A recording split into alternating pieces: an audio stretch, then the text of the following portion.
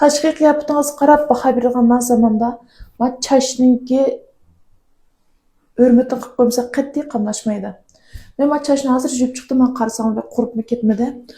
Endi men sizga davomli bir narsa tavsiya qilsam, siz avval o'zingiz ishlatdingizmi degan ashta savolni ayrimxonda men topshirib olaman. Endi qaranglar, mana masopun shu.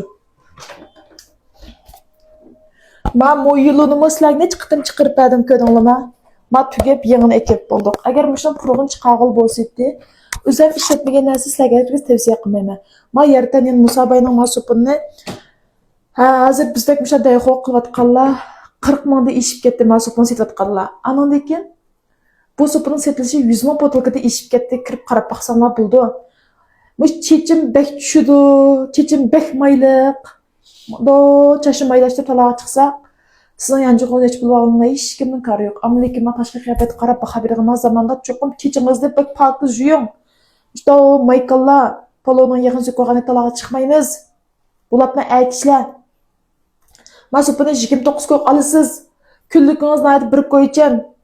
Deb telefonni o'chirsangiz tugaydi u pul. Moş çeçiniz bek düştü diyen gep çeçinizden mavkonları ma töşükleri intayin itlip kaldı diyen gep. Maymışa tuşap ket diyen gep. Mana bir jüpek ma çaşın düşüşü toxtaydı. Anandaki ma çaşı juğan ket çaçmanda. Dırın turdu. Ma erzimse mergiz devamlı çıkıp sizge sözlep satmayma. Hazırlan şadan kılına.